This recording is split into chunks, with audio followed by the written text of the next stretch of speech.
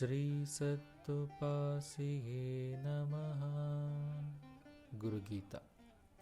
ಯಾವ ಮಾರ್ಗವನ್ನು ಅನುಸರಿಸಿದರೆ ಜೀವಿ ಪರಬ್ರಹ್ಮ ಆಗುವನು ಎಂದು ಪಾರ್ವತೀ ದೇವಿ ಕೇಳುತ್ತಿರುವಳು. ಶ್ಲೋಕ 15. ಕೇನ ಮಾರ್ಗೇಣ ಭೋ ಸ್ವಾಮಿನ್ ದೇಹಿ ಬ್ರಹ್ಮಮಯ ಭವೇತ್ ತತ್ಕೃಪಾಂ ಕುರು ಮೇ ಸ್ವಾಮಿನ್ ನಮಾಮಿ ಚರಣೌ ತವ. ಅನುವಾದ: ಹೇ ಸ್ವಾಮಿ, ಯಾವ ಮಾರ್ಗದಿಂದ ಜೀವಿ ಬ್ರಹ್ಮಸ್ವರೂಪನಾಗುವನೋ ಆ ವಿಷಯವನ್ನು ಸ್ವಾಮಿ ಕರುಣೆಯಿಂದ ನನಗೆ ತಿಳಿಸಿ ನಿಮ್ಮ ಪಾದಗಳಿಗೆ ನಮಿಸುವೆನು. ಭಾವಾರ್ಥ: ಜೀವಿ ಸರ್ವವ್ಯಾಪಿಯಾದ ಪರಮಾತ್ಮನಿಂದ ಬೇರ್ಪಟ್ಟ ಒಂದು ಹನಿಯಂತೆ.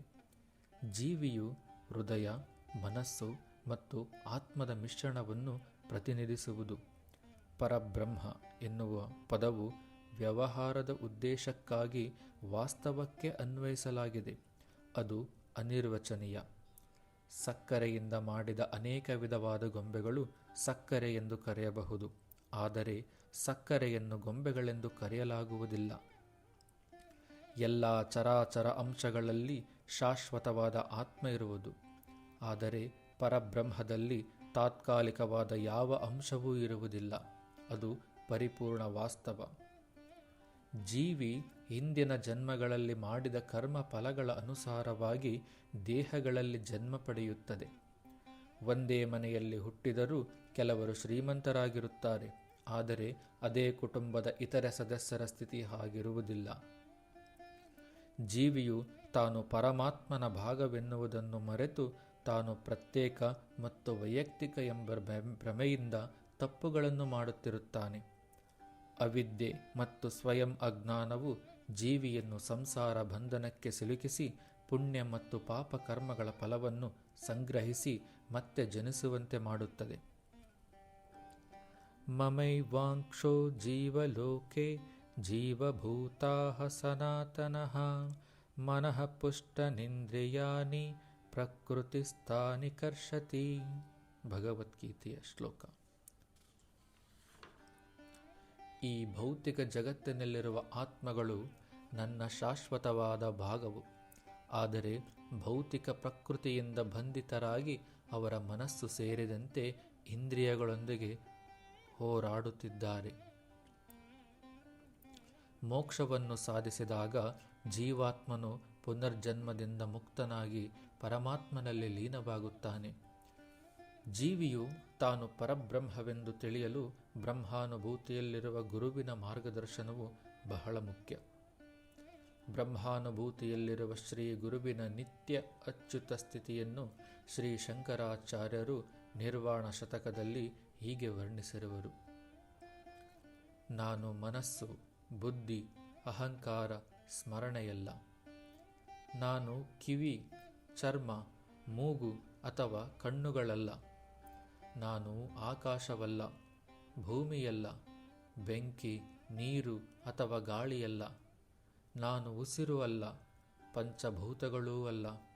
ನಾನು ವಸ್ತುವೂ ಅಲ್ಲ, ಪ್ರಜ್ಞೆಯ 5 ಕವಚಗಳೂ ಅಲ್ಲ. ಮಾತು, ಕೈಗಳು ಅಥವಾ ಪಾದಗಳೂ ಅಲ್ಲ.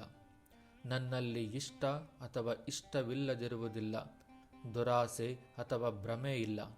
ನನಗೆ ಅಹಂಕಾರ ಮತ್ತು ಅಸೂಯೆ ತಿಳಿದಿಲ್ಲ. ನನಗೆ ಯಾವುದೇ ಕರ್ತವ್ಯವಿಲ್ಲ. ಸಂಪತ್ತು, ಕಾಮ ಅಥವಾ ಮುಕ್ತಿಯ ಬಯಕೆಯಿಲ್ಲ. ಯಾವುದೇ ಸದ್ಗುಣ ಅಥವಾ ದುರ್ಗುಣವಿಲ್ಲ. ಸುಖ ಅಥವಾ ದುಃಖವಿಲ್ಲ. ನನಗೆ ಯಾವುದೇ ಮಂತ್ರಗಳಿಲ್ಲ, ತೀರ್ಥಯಾತ್ರೆಯಿಲ್ಲ, ಯಾವುದೇ ಶಾಸ್ತ್ರಗಳು ಅಥವಾ ಆಚರಣೆಗಳಿಲ್ಲ. ನಾನು ಅನುಭವಿಸುವುದನ್ನಲ್ಲ ಅಥವಾ ಅನುಭವವೂ ಅಲ್ಲ. ನನಗೆ ಸಾವಿನ ಬಗ್ಗೆ ಸಂದೇಹವಿಲ್ಲ, ಜನಾಂಗದ ವ್ಯತ್ಯಾಸವಿಲ್ಲ. ನನಗೆ ತಂದೆಯಿಲ್ಲ, ತಾಯಿಯಿಲ್ಲ, ಏಕೆಂದರೆ ನಾನು ಎಂದಿಗೂ ಹುಟ್ಟಿಲ್ಲ. ನಾನು ಸಂಬಂಧಿಯೂ ಅಲ್ಲ, ಸ್ನೇಹಿತನೂ ಅಲ್ಲ, ಗುರುವೂ ಅಲ್ಲ, ಶಿಷ್ಯನೂ ಅಲ್ಲ. ನಾನು ದ್ವಂದ್ವತೆಯಿಂದ ಮುಕ್ತನಾಗಿದ್ದೇನೆ. ನನ್ನ ರೂಪ ನಿರಾಕಾರ. ನಾನು ಎಲ್ಲೆಡೆ ವ್ಯಾಪಿಸಿದ್ದೇನೆ, ಎಲ್ಲ ಇಂದ್ರಿಯಗಳನ್ನು ವ್ಯಾಪಿಸಿದ್ದೇನೆ. ನಾನು ಅಂಟಿಕೊಳ್ಳುವುದಿಲ್ಲ, ಮುಕ್ತನೂ ಅಲ್ಲ ಅಥವಾ ಬಂಧಿತನೂ ಅಲ್ಲ. ನಾನು ಶುದ್ಧ ಪ್ರಜ್ಞೆ ಮತ್ತು ಆನಂದ ಸ್ವರೂಪ. ನಾನು ಮಂಗಳಕರನು. ಗುರುವಿನ ಜ್ಞಾನೋಪದೇಶವನ್ನು ಅರ್ಥ ಮಾಡಿಕೊಳ್ಳಲು ಗುರುವಿನ ಪರಿಚಯ ಬಹಳ ಮುಖ್ಯ. ಆ ಪ್ರಸ್ತಾವನೆ ಕುರಿತು ಪಾರ್ವತೀದೇವಿ ಪರಮೇಶ್ವರನಲ್ಲಿ ಕೇಳುತ್ತಿರುವಳು.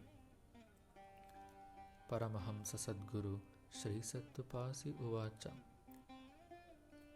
ವೇದ, ಶಾಸ್ತ್ರ, ಉಪನಿಷತ್ತುಗಳು ಹೇಳದ್ನ ಮಹಾತ್ಮರು ಕಂಡುಕೊಂಡಿರೋ ಸತ್ಯನ ಈಗಲೂ ಯಾರು ಬೇಕಾದರೂ ದೇಹದಲ್ಲಿ ಇದ್ದಂಗೆನೇ ಅದರ ಆನಂದನ ಇರುವಿಕೆಯನ್ನು ಪ್ರತ್ಯಕ್ಷವಾಗಿ ಅನುಭವಿಸಬಹುದು.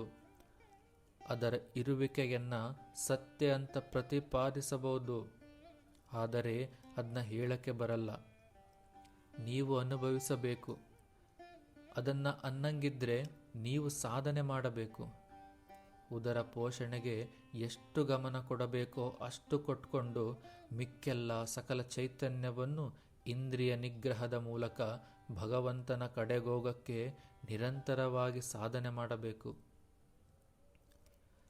ನಾನು ಮೊದಲು ಏನೂ ಗೊತ್ತಿಲ್ಲದ ಅಮಾಯಕನಾಗಿದ್ದೆ.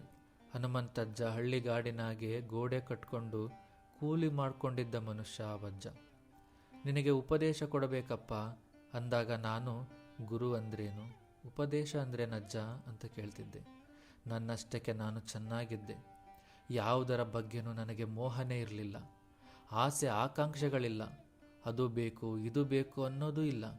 ಯಾರು ಸತ್ರು ಹಾಳಾಗೋದ್ರೂ ದುಃಖ ಇಲ್ಲ. ನನ್ನದು ಅಂತ ಯಾವುದನ್ನೂ ತಿಳ್ಕೊಂತಿರ್ಲಿಲ್ಲ. ಹಿಂಗಿದ್ದೆ.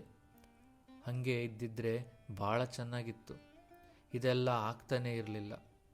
ಎಲ್ಲಿ ಮನ್ಕಂಡ್ರೆ ಅಲ್ಲೇ 2-3 ದಿನ ಇದ್ದು ಬಿಡೋದು, ಹಿಂಗಿರ್ತಿದ್ದೆ. ಅವಜ್ಜ 2 ವರ್ಷ ಬಲವಂತ ಮಾಡಿ ಉಪದೇಶ ಮಾಡಿದ್ದು.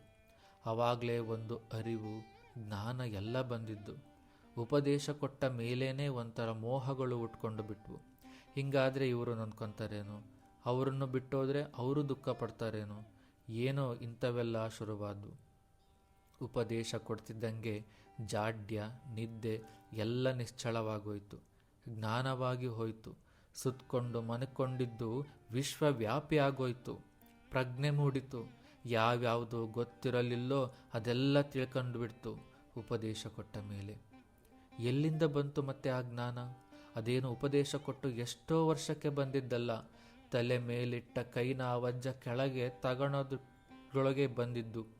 ಇಡೀ ಬ್ರಹ್ಮಾಂಡವೇ ತಲೆ ಕೆಳಗಾದಂಗೆ ಅಲ್ಲಿ ಗುರುವು ಇಲ್ಲ, ನಾನೂ ಇಲ್ಲ ಅಂತ ಒಂದು ವಿಶ್ವವ್ಯಾಪಕವಾದ, ಹೊಗಳಲಸಾಧ್ಯವಾದ ಒಂದು ಸ್ಫೋಟವಾಗೋಯ್ತು. ಆಮೇಲೆ ಯಾರನ್ನ ಪುಸ್ತಕದಾಗೆ ಬರೆದಿರೋದನ್ನು ಓದಿದ್ರೆ ಅದ್ರಾಗೆಲ್ಲ ಅದೇ ಬರೆದೈತೆ. ಅದೇ ನಾದ, ಅಂತರ್ಜ್ಯೋತಿ, ಸಮಾಧಿ ಸ್ಥಿತಿ ಎಲ್ಲ ಬರೆದೈತೆ. ಯಾವ್ಯಾವ ಥರ ನನಗೆ ಅನುಭವ ಆಗೈತೋ ಅದೇ ಎಲ್ಲ ವೇದ ಉಪನಿಷತ್ತಿನೊಳಗೆ ಬರೆದೈತೆ. ಓ, ಅದಕ್ಕೆ ಬರೆದಿದ್ದಾರೆ ಅಂದ್ಕೊಂಡು ಆವಾಗ ಅವುಗಳಲ್ಲಿ ದಶಮದ್ವಾರ, ಬೆಳಕು, ಅಂತರ್ಜ್ಯೋತಿ, ಶತಕೋಟಿ ಸೂರ್ಯರ ಬೆಳಕು, ಜ್ಯೋತಿ ಸಾಲು ಅಂತ ಬರೆದಿರೋದೆಲ್ಲ ಎಷ್ಟು ಸತ್ಯ.